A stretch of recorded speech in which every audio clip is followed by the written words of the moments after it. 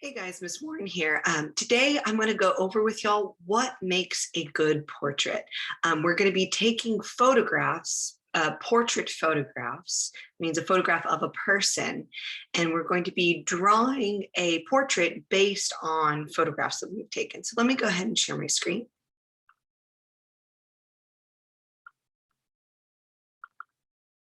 Now it says, what makes a good self-portrait here? Now it's not going to be a requirement that this be a self-portrait, but the requirements will be that you, the student, has taken the photo and that you have permission of the person to take the photo.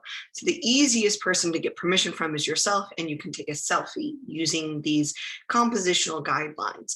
But if you wanted to take a picture of a family member, that would be acceptable as well. Okay, so what makes a good self-portrait? I want y'all to think about that as we go through here. So let me go ahead and go to the next slide. Okay. Oh, it's a little fuzzy. Oh, there we go. It was just loading. What makes a good portrait? So there are two classical paintings shown here and two selfies from famous musical artists that were posted online. So we have a painting by Gustave Courbet, that's a self-portrait that he did, and a self-portrait that Frida Kahlo did. We also have a self-portrait photograph. So we have two paintings and two photographs that Rihanna did, and then a self-portrait photograph that Jay Wynn did. So looking at the images, what kind of balance do each of these have? Like, are they exactly in the middle? Are they a little off to the side? Are their faces looking directly at you? Are their faces turned? So look at Gustave Courbet's. His face is looking directly at you, but his hands are uneven. The way he's framed his face with his hands are uneven. That makes the picture a little more interesting. The guy from BTS, he has taken a self-portrait and he's off center from the camera. The camera is a little bit tilted. His head is looking down and he's looking up at a camera. This is a more modern feel. Something else that I noticed about selfies taken in modern times is that the head tends to be cropped off in modern selfies, whereas in a classic portrait like Frida Kahlo's, you have a lot of room above the head. I wonder if maybe the reason is taking a selfie, you're limited on space, and maybe you want to feel closer to the person by zooming in so much it kind of crops off the top of your head. So in our portraits, I do want you to make sure that you get your entire face, but you also want to be aware if you want to leave a little room above the face or below the face. Where do you want the picture to be lined up? Where do you want the person in your picture? So we're going to move on to the next slide here. Okay, how much of the face and body are shown? So let's look at these two slides here. We have a self-portrait by Rembrandt, and we have a selfie taken by Beyonce. So we have a classic portrait, and then we have a more modern self-portrait. One's a painting and one's a photograph. So in Rembrandt's painting, let's look at how much of the face and body are shown. So he's shown from the top of his head to his waist. And this, for our purposes, this is about as much as I would like y'all to show in your composition, in your portraiture. So top of the head to the waist. I don't really want a full body portraiture because I want us to focus on getting facial proportions. And Beyonce is even closer to herself.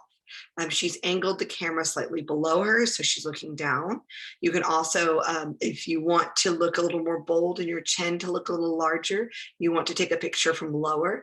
If you want your chin and cheeks to look a little smaller and your eyes to look larger, you need to take a picture from above, because wherever you position your camera, whatever it's closest to, will seem bigger. If you do it low, your chin and neck will seem larger. If you do it above, your eyes will seem larger. So depending on what you want to emphasize there.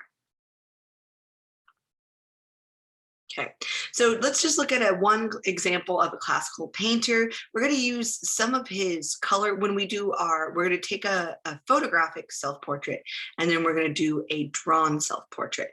We're going to take some inspiration when we color our self-portrait in from Vincent van Gogh.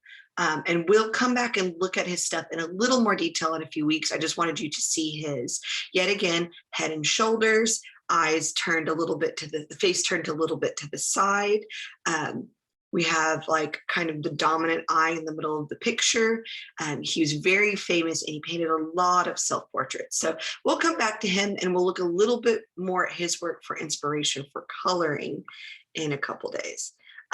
So also consider the expression that you want to have. So on the left, we have Barack Obama, Neil deGrasse Tyson, and Bill Nye the Science Guy all together in a photograph, and they're smiling.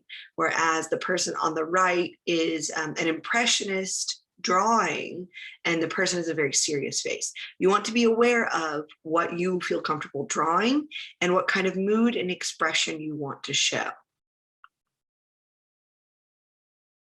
So also when we get to the drawing part, which we will in a couple of days, you want to ask yourself, do you want to copy it more realistically or do you want to do it more abstractly? So we'll come back to that in a couple of days once we started drawing. But today we're primarily concerned about the photo references and taking pictures of ourselves or the person that we want to draw.